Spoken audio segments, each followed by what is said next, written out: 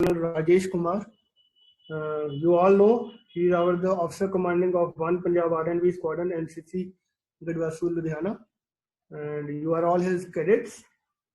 So apart from being in army, sir is widely experienced and widely traveled. He has done a lot of jobs. Apart from army, he was before joining Indian Army, he served as a veterinary officer in Rajasthan state government for almost 2 years. And he didn't uh, do only the field VO job. He was the part of United States Food and Drug Administration program, where he also collected the genetic material of the ancient wild species like black buck and Celestia. Apart from this, he has also done private practice in Delhi, his hometown, for 2 years. And after doing these jobs, he got commissioned into Indian Army on 2nd of September 1996. So you can well imagine he has an experience of around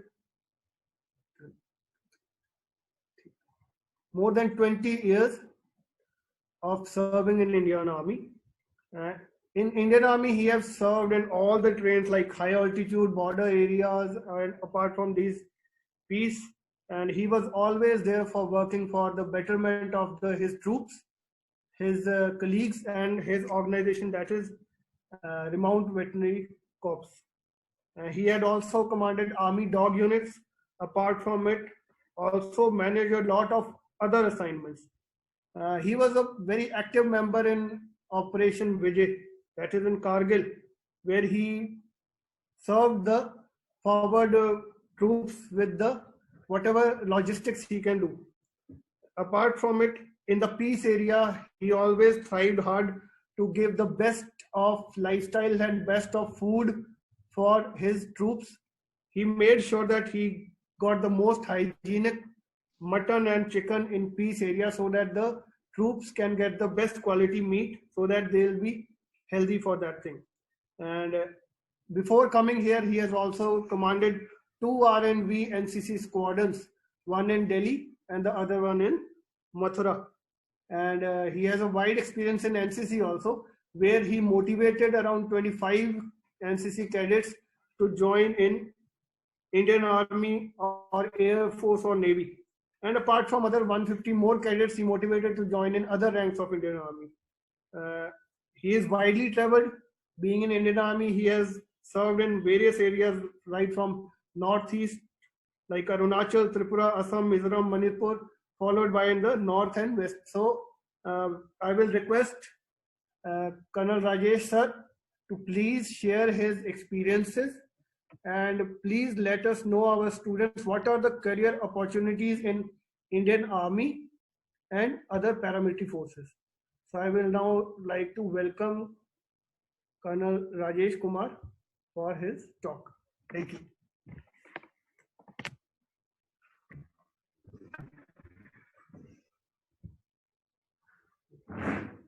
Thank you so much, Dr. Nitin. Jai Hind, my dear young and budding veterinarians. I, Lieutenant Rajesh Kumar, commanding this unit of yours, Punjab NCC, and I am a veterinary director of College of Veterinary Science, Jabalpur. Passed out in 1994. After spending almost 27 years in this noble profession, I worked as research associate in wildlife, gave my services to state government Rajasthan for almost 2 years, done my private practice in Delhi. I can now say it with full conviction that career as a vet in RVC has been most satisfying, most fulfilling. I rate Indian Army as the best organization professionally, personally, socially, and as citizen of this great nation.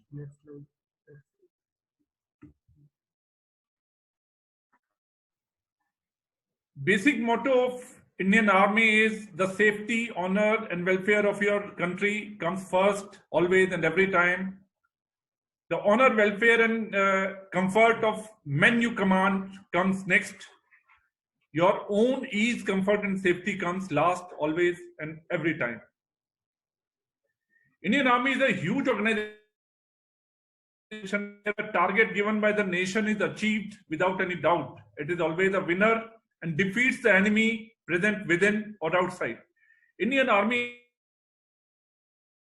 professionals like infantrymen, armored, artillery, engineers, logisticians, doctors, vets who work under one commander whose word is final, and that is a guarantee for victory. Why Indian Army is the winner every time? Reason is the training imparted that is effective and makes you a leader in true sense. The officer's command at all levels of hierarchy is followed in letter and spirit. As a subordinate under him knows that their commander is well equipped with all the qualities to lead them to victory at any cost, even to the peril to their own life. This is the ultimate form of motivation which only. So I will touch upon these characteristics of a military leader, which will come handy in your own professional life as a very effective intelligence. Effective intelligence is the competency of a soldier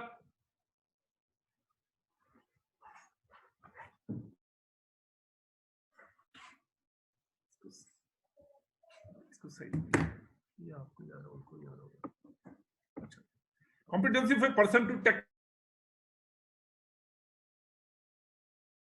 using all the available resources. Second is the reasoning ability. It tests the logical and rational thinking of a person under extreme situations and evaluating other solutions and choosing the best one.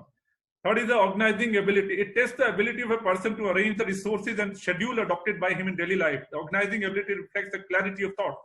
Power of expression. It tests the ability of a person to express his thoughts clearly and put across his ideas effectively, irrespective of the language. Then comes the social adaptability. It is the ability of a person to adjust well with the surroundings, the people, superiors, and subordinates. Cooperation. Teamwork is the most important aspect. Cooperation is the ability of a person to gel well with the environment.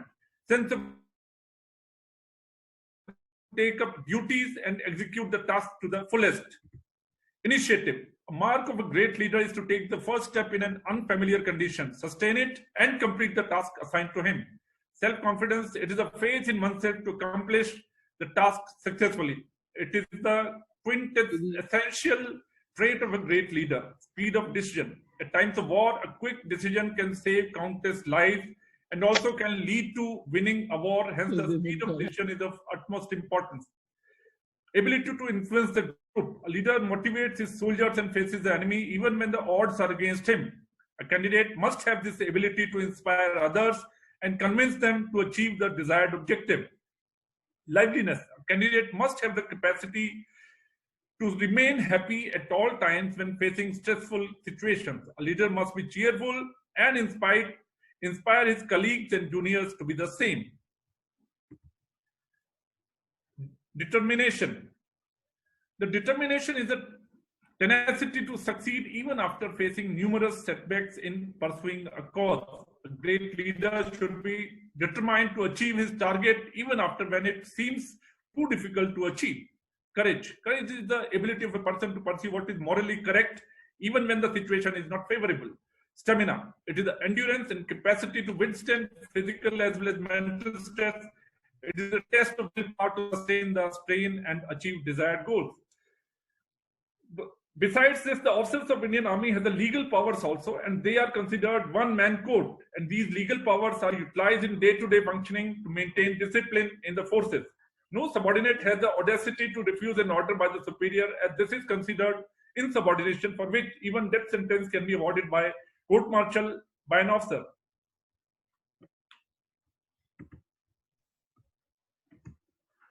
Here, I want to add one more important thing, that all of you in the times to come, in a year or 2 years or 3 years or 4 years from now, you'll be holding a gazetted rank. That's why the responsibility of heading a veterinary hospital, a department in college, or an organization in private sector where your subordinates look at you for motivation and guidance. So it is on you to be an engine rather than being a general coach of the train, so that you guide others to achieve your designated aim. Now, something about the Army. Indian Army is the land-based branch and the largest component of the Indian Armed Forces besides Indian Air Force and Indian Navy. There are about 11,000 soldiers in active service and about 9,60,000 are as reserve troops. Our Indian Army is the world's second largest standing army after Chinese Army. Its primary job is to safeguard screen को नीचे कर दो, screen को नीचे कर दो. ये तो मेरे साइड है. अच्छा. इसमें से primary objective is to preserve national interest and safeguard sovereignty, territorial integrity and unity of India against any external threats by deterrence or by waging war.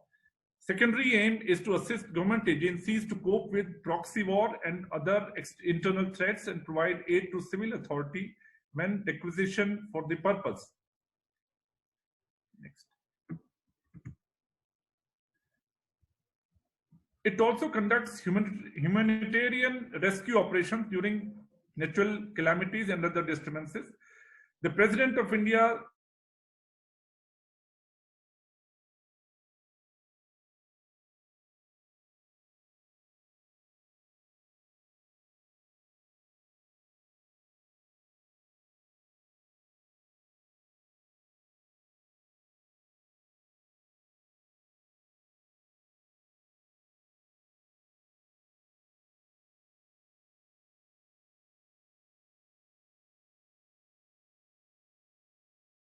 is conducted in two stages.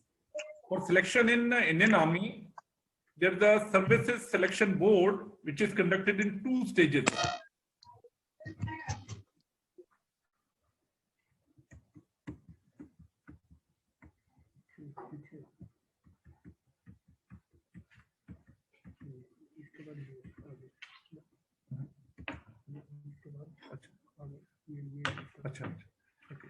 SSB is conducted in two stages, that is stage 1 and stage 2. Stage 1 is screening in on very first day of reporting and result is declared in the afternoon. Selected candidates are taken in. For second stage, others are sent home. So for getting selected in stage 1,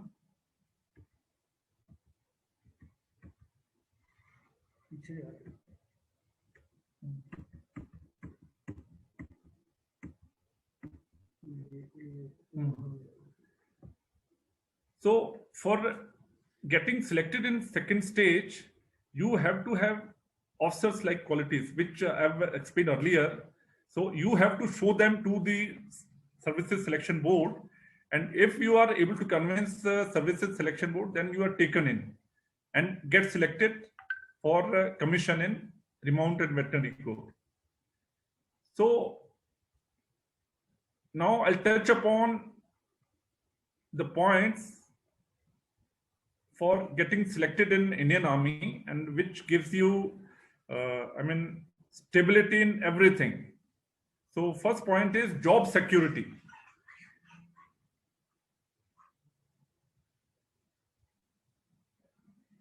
So for getting selected in Army, you don't have to worry about your job. You have to focus on your assignment or the task given. So you don't have to worry about your job security. For initial 5 years, like in RVC, you are taken in for 5 years as a short service commission officer. And after 5 years, if you wish, you can continue serving in RVC. Or if you want to quit, you have an option to leave Army after 5 years.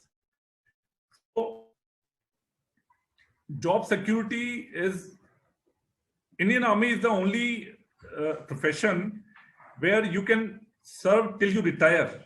Say in case of RVC, this is 58 years. So people in RVC, they retire normally at the age of 58 years, or the ranks, it depends on also on rank where you retire. Say Lieutenant General, he can serve till the age of 60, and other officers, they retire at the age of 58. So job satisfaction. So in case of Indian Army, like I've told you, I've done so many different types of jobs in civil. I've done research, I've done my own practice, and I've done state government service. Then this is the best thing I've liked, that you don't have to worry about everything. You have to focus on your job. Then economic stability, as you know, they are Indian Army officers and RVC officers, they are paid well. They don't have to look right and left for the money part. They have to just focus on their job at hand. Excellent social status.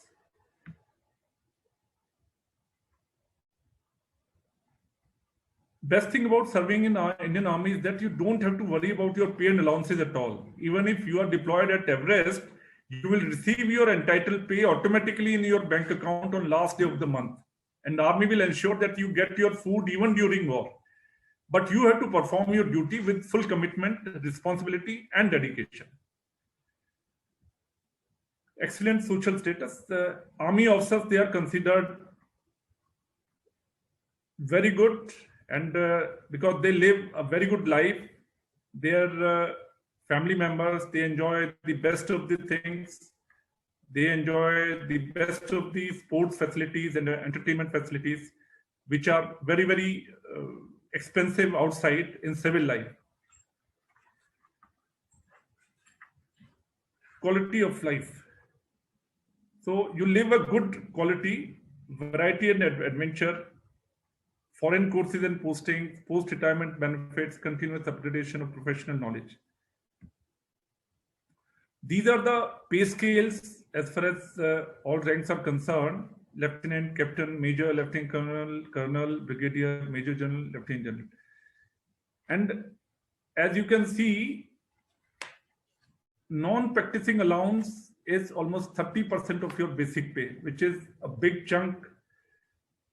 Otherwise, in most of the government services, this NPA is not given. So this is an added advantage. Apart from that, you get a military service pay every month, which is 6,000. So, and other allowances which a civilian is not having access to are field allowance, Siachen allowance, counter-insurgency operations allowance, transport allowance, outfit allowance, kit maintenance allowance, qualification grant, flying pay, technical pay, stipend you get during training. And as far as RVC is concerned, because the person who is having a BVSC degree in his hand, his training is post-commission training. So before he joins, your rank is given. So you can join at the rank of captain. And during your training also, you are entitled to full pay. And this training is 23 weeks at RVC Center and College, Meerut Camp, which is training is a very good period of life. Apart from this, the facilities which are entitled to an army man is access to best of the clubs and officers' messes, then adventure sports like microlight flying, paragliding, river rafting, mountaineering. You keep on getting chances to take up these sports at any point of time. Then yourself, then 2 months annual leave, that is 60 days annual leave and 20 days casual leave are given in a year, wherever you are serving, say in a field area or in peace area. So you are entitled to 80 days of leave almost every year. And you can of leave up to 300 days is given. Then you are entitled for leave travel concession every second year. And you get 50% concession on air travel and 40% concession on train travel. And free medical facilities in best hospitals during and after retirement. Then wherever you are posted, you get a subsidized housing and subsidized canteen facility. The insurance of rupees 15 lakh you get, and then you've got access to army welfare house, buy your own house at subsidized rates. Then apart from that, in case of RVC, you can 2 years with full pay and benefits. Your full pay and allowances will be applicable to you, and you can go for higher studies, say for a master's degree or a PhD or beyond that also. RVC requires your educational qualification, they will give you leave for studying. And that can be done even in India or outside. So all army men, you can't be arrested if you are in armed forces, and you have chances to get deputation to research development organization. Then you have reserved educational facilities for children through Army Welfare Education Society, which has got colleges and schools all over India. And they have access to all these facilities. Then children of armed forces personnel, they are given scholarships, and they continue even after you retire from service as ex-servicemen.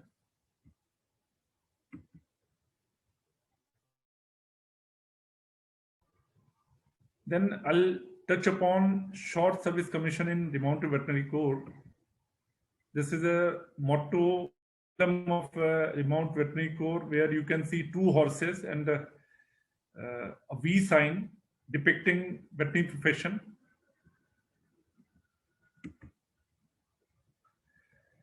The Mounted Veterinary Corps has a grand history to its credit and a rich heritage. Animals have been an integral part of Army's to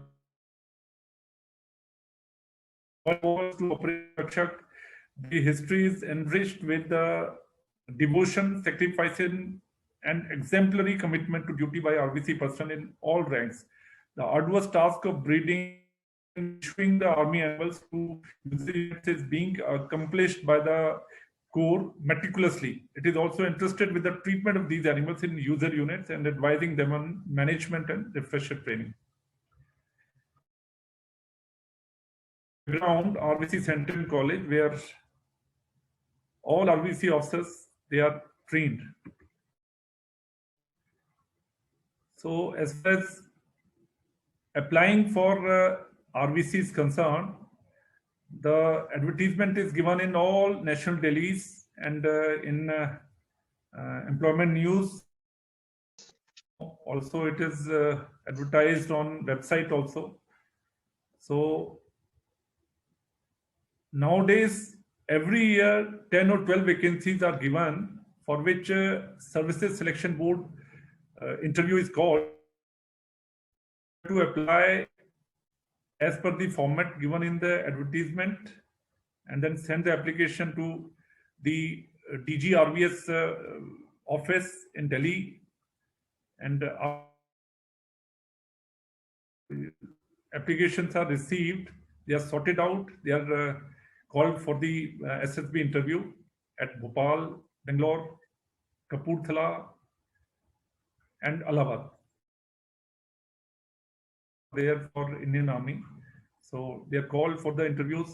Normally, the ad is given in the month of September or October, and SSB call comes during the months of February or March. And after the SSB Services Selection Board interviews are over and their results are declared, training starts somewhere in July. After the all due processes. So, as and when advertisement is given in the newspaper, you can apply for that and participate in the SSB interview. This is the RV Directorate, Mounted Veterinary Directorate. So DGRVS is of the rank of Lieutenant General, which is a 3-star general, and under him is the additional DGRVS of the rank of Major General, a 2-star general, and DGRVS is assisted by principals, PSOs, staff officers, say Director RVS, PERS and Resource and Management, Technical, then coordination. All these officers, they are sitting at Delhi in Army headquarters, and they control the RVC units. RVC has got the largest population of equines and canines and carries out their breeding, training, management, and treatment. Equine breeding studs are at Babugarh and Hisar. Training of horses and mules is done at Remount Training School and Depot at Hempur near Udham Singh Nagar in Uttaranchal and Saranpur in Uttar Pradesh. So, as you can see in the background, mule training is going on. Mules are being trained by RVC in their Remote Training School and Depot at Hempur and Saranpur. And these mules, after training, they are issued to the Army Service Corps units, animal transport units, they are called, which are there on the basically on the in the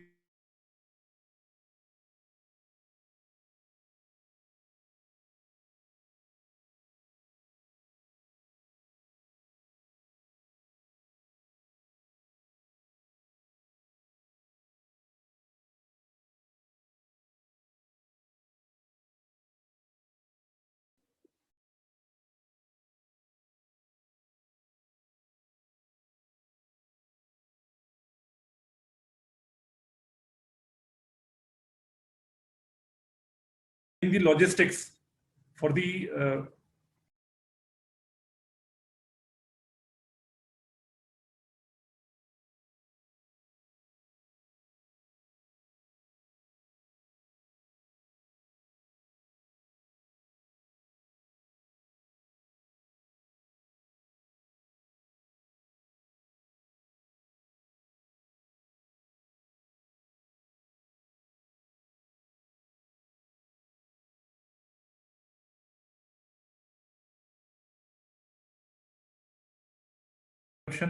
some technical hitch.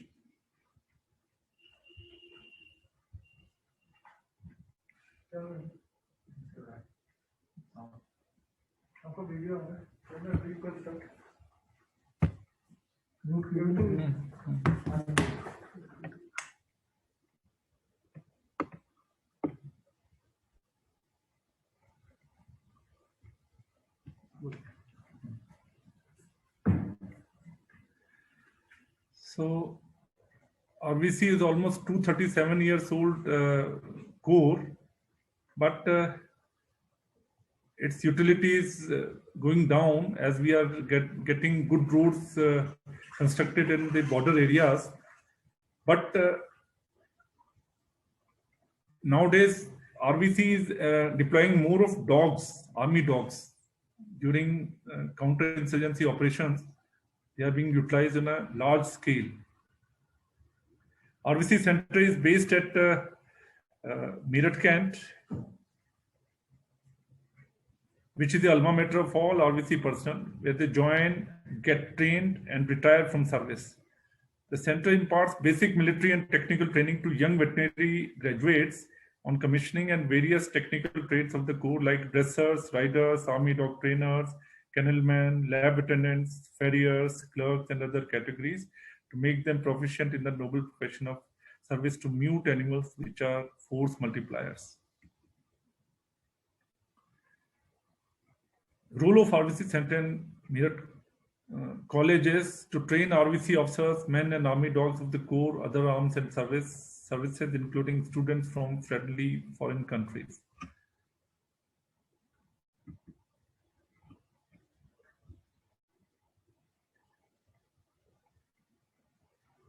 This faculty imparts basic and advanced training in equitation and horsemanship to all ranks of the corps and to officers, JCOs and ORs of the other arms and services, paramilitary forces and friendly foreign countries. This is the only institution of its kind in the Indian Army which imparts advanced equitation training to horses and riders, and this contributes significantly to equestrian sports. This wing has also been declared as Noodle Center for Improving Equestrian Facilities in India, comparable to Samour in France. This is a dog training faculty which is there to impart obedience advanced training to personnel and dogs in specialist tasks like infantry, patrol dogs, guarding, trekking, avalanche rescue operation, explosive and mine detection. The scope of training has recently been expanded to search and rescue operations, crude oil leakage detection of IDs. And let me share a very good news with you all. RVC has been successfully trained a dog to detect the coronavirus disease. This has been done last week only, and now we have specialist dogs who can detect the coronavirus infection, and that too with 100% accuracy. This is a latest advancement, and it has been done by RVC at the dog training faculty only. Faculty is also responsible to organize demos in training exercises organized at Indian Military Academy, Dehradun, then sanitization of places during visits of VIPs, dignitaries like President, Prime Minister, and other foreign dignitaries. On call, issue of trained dogs to various army dog units, then National Security Guard and Special Frontier Forces and friendly foreign countries, and conduct of courses for officers and PBOR of other arms, Indian Air Force, paramilitary forces and friendly foreign countries, covering various managemental and training aspects of dog training, in addition to various upgradation courses. Breeding and procurement of pups to meet requirements for Army, Air Force, NSG, and Special Frontier Forces. Holding of General Service Reserve and maintenance reserves of Army dogs and issue of trained dogs to make up deficiencies with Army dog units. And in the background, you can see the Army dogs giving a demo in some show. The RVC Center imparts basic military training to all ranks of the Corps, including post-commission training to RVYOs. It conducts various upgradation and promotion cadre courses for personnel below officers' ranks. It performs the functions of depot for all RVC personnel. All ranks less officers retire from the center after finalization of their documents and issue of discharge certificates. Pension and gratuity, etc. are paid out on retirement before they finally bid farewell to the Corps and service. An exhaustive pamphlet on post-retirement benefits avenues for rehabilitation and re-employment for JCOs and ORs is issued to all retiring persons of the Corps. The center is also responsible for recruitment against UHQ quota. And Army Equestrian Note is very, very specific to RVC as far as equestrian sports is concerned. After the Atlanta Olympics in 2000, the then Chief of Army Staff had conceptualized and mooted Mission Olympics 2004. 10 sports disciplines were identified and equestrian was one amongst them. RVC Center and College was nominated as Noodle Center for 3-day eventing. ASC Center and College at Bangalore for show jumping, and Army Equestrian Center, which is under the tutelage of 61 Cavalry at Delhi Kent, as subsidiary feeder nodes. To start with, proposal was mooted for 12 riders, 24 horses for training abroad for 2 years, and infrastructure developed at Meerut, Kent, Delhi and Bangalore, with an estimated expenditure of ₹9 crores. Same was not agreed to, and the Army was asked to scale down the budget and infrastructure developed to be restricted to one node only, that is at Meerut, Kent, and which is being run by RVC Center. Then various courses which are being conducted at RVC Center and College in the veterinary training faculty.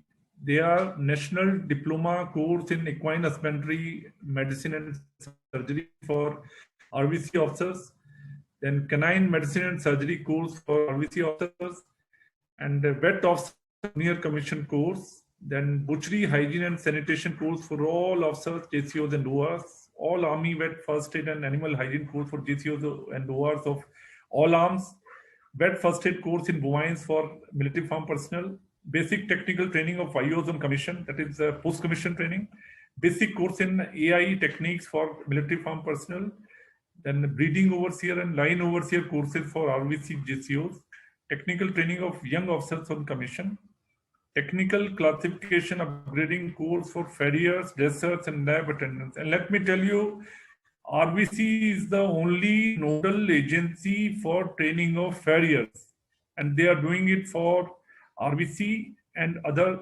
CPMFs, Central Paramilitary Forces.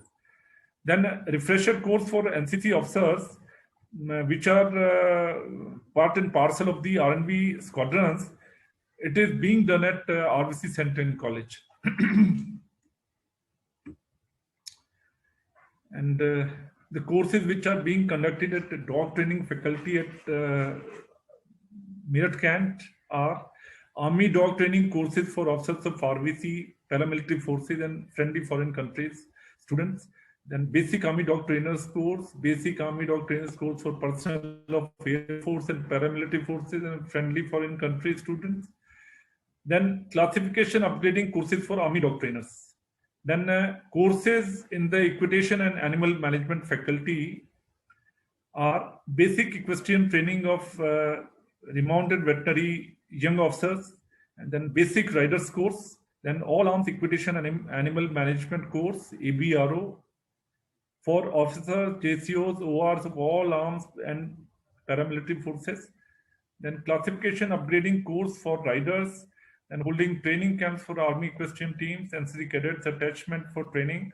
Like you cadets also can go and have a feel of RVC if you desire so, because we send almost 24 cadets every year for Army attachment camp at RVC Center and College, Meerut Camp. So if you wish, you can also join and have a first-hand feel of RVC. Then pre-commission and refresher courses for associate NCC officers, like they are in all R&B squadron NCC. Then something about the paramilitary forces. Paramilitary forces, they are semi-militarized forces. They are, bordering the Indian territory. Their organizational structure, training, subculture are almost similar to a professional military, but at a lower level. So it is not a military force, but equivalent to a military's light infantry force. So some of the paramilitary forces are Assam Rifles, Border Security Force, Central Industrial Security Force, Central Reserve Police Force, Indo-Tibetan Border Police Force, National Security Guard, and Sashastra Seema Bal. So all these central paramilitary forces, they are using ponies, mules, horses, and dogs. And they are employing veterinarians in a large number. And all these animals are being utilized, being deployed for the operational role, and they are doing a very good service for the CPMF, which are using them. And Central paramilitary forces are employing veterinarians for the animals they are employing in the course of their duties on borders and in internal duties with state police. Animals used are mules, ponies, horses, and dogs. The service conditions are comparable to Indian Army, except the fact that Indian Army is more organized in training and facilities wise. So These are all the facets which are brought out for you people. So, Jai Hind from my side. If anybody has got any questions, you can put up your questions and I'll try to answer those questions.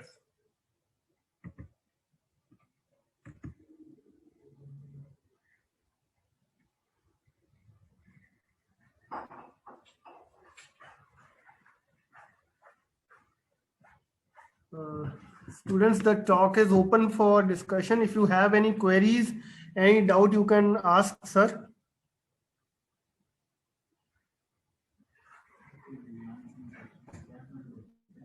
Hello, excuse me. Good afternoon, sir. Good afternoon. Please speak some loudly, beta.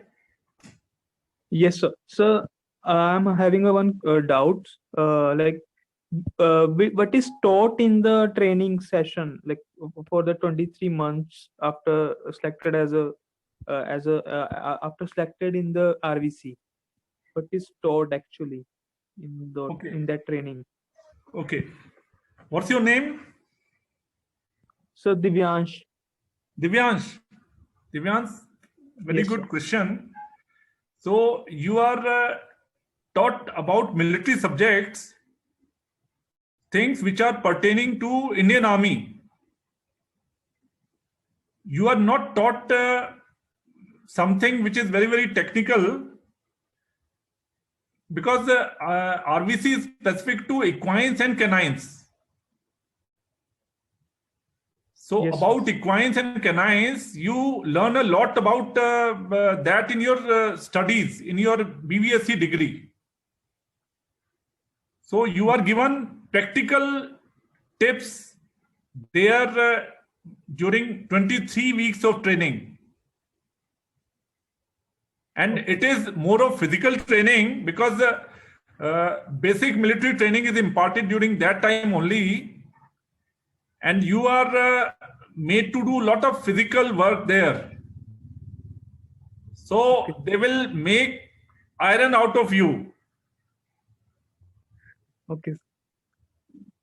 Yes. So I think your answer is question. Yes, sir. Thank you, Question sir. is answered. Is it? Yes, sir. Thank you. Thank you, sir. Okay. Okay. Any other question? A question, Simati, can you arrange and teach dog training in college along with horses? Yes, I can try that. Simardeep has asked one question that can be arranged for a dog training and equestrian training in the college. So I'll request sir to answer the question. I'll try my level best to get the dog demo training team here in college, and horse show can be organized by our own cadets. We have got very good cadets like Vikas, who is doing MVSC surgery now. We can do a horse show here in our own college only. Dog training can be arranged. I'll try for that. One question is there, sir. What is the criteria of entry into paramilitary forces? Paramilitary forces, they also put up advertisement in the newspapers, national dailies and the employment news every year. And after the posts are advertised, you can apply for them. And they just go for a simple interview for taking veterinarians in paramilitary forces. They don't adopt this SSB module, which is done for Indian Army selection. So you can look for the advertisement, and if I come across, I'll share the advertisement with you all. And so what is the rank given in paramilitary forces? Initial rank given is assistant commandant, which is equivalent to captain in Indian Army. And pay-wise also, they are almost equal. And one more question is from Ushmi, our second year cadet. She is asking, what is the scenario of women vets in RBC? Ushmi, as of now, women vets are not being allowed for commissioning in RVC, but proposal is there. So 3 years back, I met my DG RBS, Lieutenant General Rajesh Singh, who is a alumni of this college only. So he gave this news that very soon lady vets will be allowed to join RVC, but that has not yet come through. So in the times to come, it may come through. So you can hope for the best. One more question is there: where to do preparation for SSB interview? Yes, very pertinent question. If you want to prepare for SSB, so you can come straight to me. I'll tell you how to prepare and how much to prepare. So you can start preparing from now on, and you can, make it a habit. So you can contact me anytime. One more question, sir. What are the courses for NCC cadets in Meerut? Like I've told you, we send 24 cadets every year for Army Attachment Camp at RVC Center and College. So if you want to join RVC, it is high time that you should apply for that and keep in touch with the unit, NCC unit here, and be a volunteer to go for that camp, and you can have an overview of RVC during that 15-day time at RVC Center and College. They're asking, is there any particular course for equine and canine practice over there or not? No, civilians are not allowed as such. But if you are in army, if you are in paramilitary forces, you can join. But from civil government, they don't entertain anybody from any state government.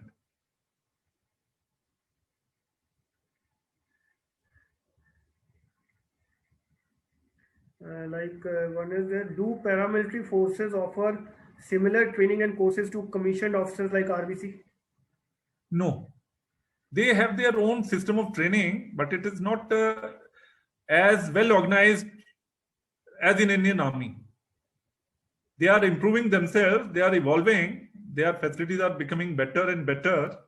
So, but as of now, they are not at par with Army. What's the procedure for commission in 61 Cavalry? For the joining 61 Cavalry, you have to join as a, you have to go through Combined Defense Services exam. So you have to write that exam, take up that exam, or you can go through NCC entry also. So you can join 61 Cavalry after that. They're telling that can be applied provisionally before degree in hand for NCC merit. Pardon? Can be applied provisionally before degree in hand for NCC merit. Simran, your question is not clear. Yeah. Simran, your question is not clear, beta.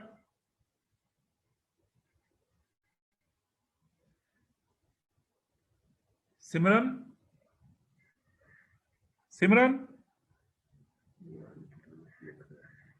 You're not audible. Sir is telling that you said that you send 24 cadets. That is in the first and second year. We send every year, whenever the vacancies are called up, we send around 24 cadets for Army attachment camps. It is in first and second year of BBSC. Yes. Only UG students. NCC is not mandatory for PG students. It is for UG students, first, second, and third year. So any of the students in these 3 years can go for Army attachment camp. Any other questions?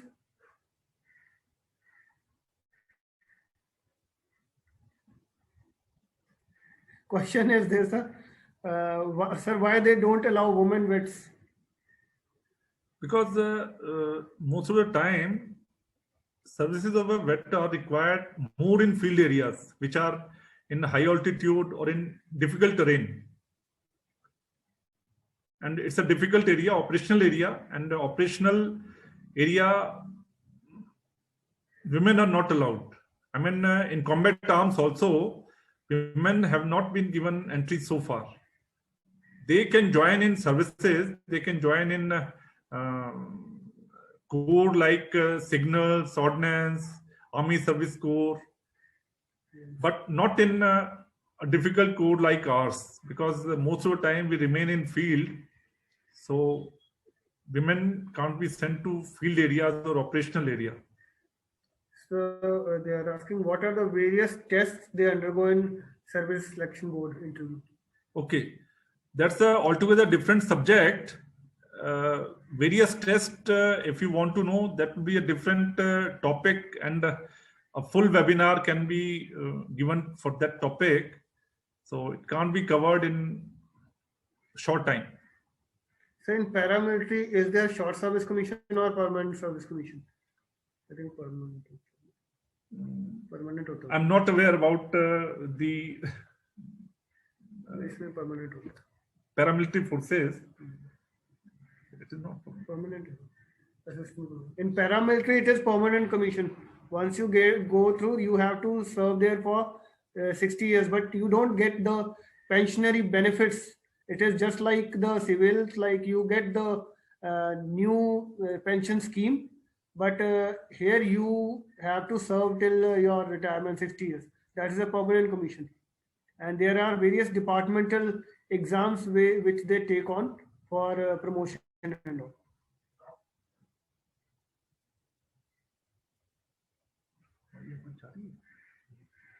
Any other question?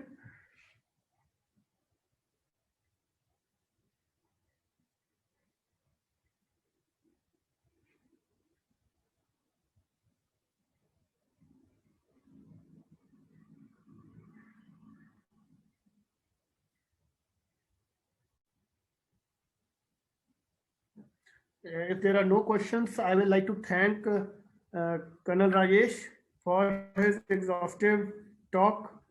And one more question is there, sir. Our RVC candidate also has to attend wars? Yes, very much. They are part of the war. In fact, RVC personnel are the first to go for war with their arms. So in Indian Army, everybody is a soldier and everybody is trained to hold a gun and fire with a weapon. You are a soldier first and anything afterwards. So RVC personnel, they also go for war. Even I have gone for Operation Vijay, that Kargil war. I was a part of it. I have operated my mules under the shadow of gun. When the RT shells were coming onto me, their sharpnails, their splinters were falling all around. So I was operating, and I have done so almost for almost a month. Every day there used to be a case of a splinter injury or sharpnail injury. So I've done almost 15-20 operations, that too in open. So you have to be a part of the war. And Indian Army, it's a very good team where everybody has to contribute. So I would like to thank Colonel Rajesh for his exhaustive talk and sharing his experiences with us. I hope all your queries are explained in a nice way, and moreover, as most of the students were asking about SSB and all, in the beginning, sir has told about officer-like qualities. You have to inculcate those type of qualities in your daily life.